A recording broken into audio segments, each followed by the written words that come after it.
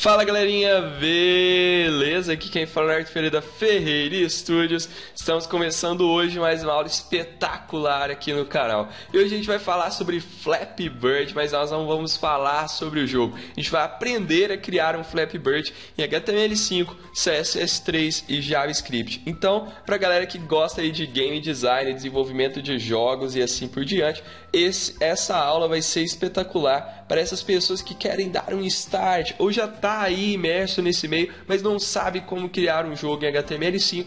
Então a gente vai aprender aqui no canal, a pedido de várias pessoas, como criar uma versão do Flappy Bird em HTML5, CSS3 e JavaScript. E o mais importante é que a gente vai tentar criar o mais próximo possível, o mais fidedigno do jogo original.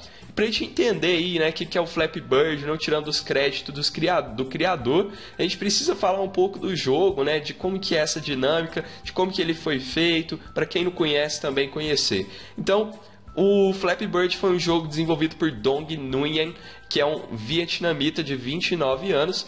E por que ele foi tirado do ar, né? Se você às vezes procurar na Play Store, eu não sei se hoje ele está disponível, mas porque quando o jogo foi criado só existia a versão dele, mas posteriormente a galera foi criando várias versões, várias modificações do Flappy Bird para jogar na web.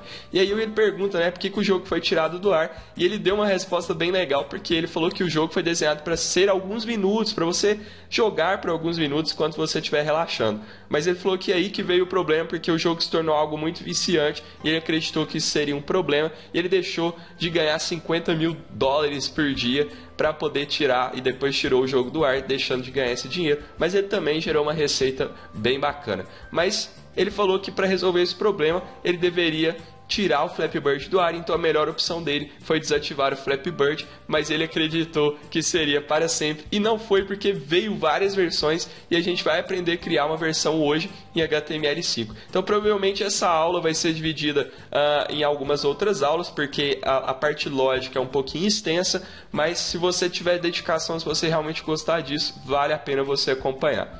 Então, como que vai ficar, né, o nosso workflow, a nossa estrutura de trabalho, nosso ambiente de trabalho para criar esse jogo? Primeira coisa que a gente vai ter é a nossa estrutura como se fosse um site mesmo, que é o Flappy Bird, que vai ser a nossa pasta raiz. Aí dentro dela a gente tem uma pasta chamada Assets, a outra que dentro da Assets a gente vai ter os nossos sprites em geral, ou seja, todas as nossas imagens. Para quem não conhece o sprite, é uma imagem que existem vários outros elementos dentro da própria imagem, ou seja, são várias imagens compactadas em uma imagem só. Isso gera performance e através de mapeamento a gente consegue criar todos os ambientes do jogo, criar animations como se fosse GIFs e assim por diante. Então, dentro da Assets a gente vai ter os nossos sprites em geral, que são as nossas imagens que vai compor o cenário do jogo, passarinho e assim por diante.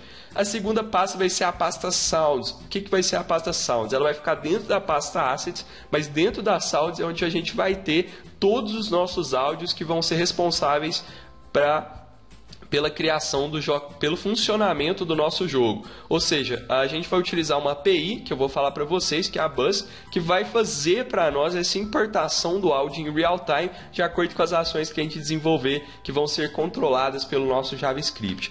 A segunda pasta é a pasta CSS, onde nós vamos ter o nosso main CSS, que é o nosso CSS base, ou seja, todo o CSS que nós vamos escrever, e a gente vai ter o nosso reset CSS, que para quem não conhece, ele vai resetar toda a estrutura CSS, definindo paddings, definindo margens, resetando o before, o after, deixando já essas pré-definições para a gente não ficar perdendo tempo demais em ficar colocando display block em elementos, definindo margens como zero, zerando margens e assim por diante. Então, o reset CSS já vai trazer isso para nós, então já é uma biblioteca pronta, a gente só vai importar, mas o main CSS é onde a gente vai criar toda a estrutura do nosso jogo, beleza?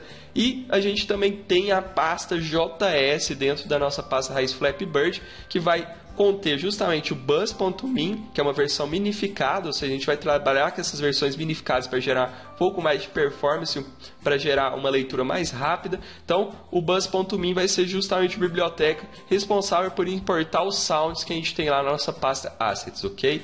E a segunda pasta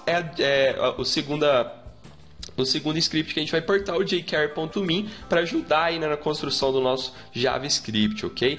E também o jQuery Transition Min, .min, que é a versão unificada do jQuery Transition, que vai ajudar a gente em transições relacionadas a placar ou algum elemento quando você estiver iniciando o jogo, que é o Debug Mode, que a gente vai ver durante o processo de programação, beleza?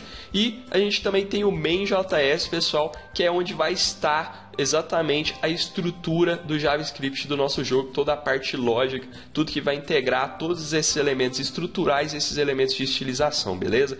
Então, o que a gente vai trabalhar basicamente vai ser o nosso HTML raiz, que é o nosso index.html, que vai estar na pasta Flappy Bird, antes dessas outras pastas, o nosso main CSS e o nosso main.js do JavaScript, ok?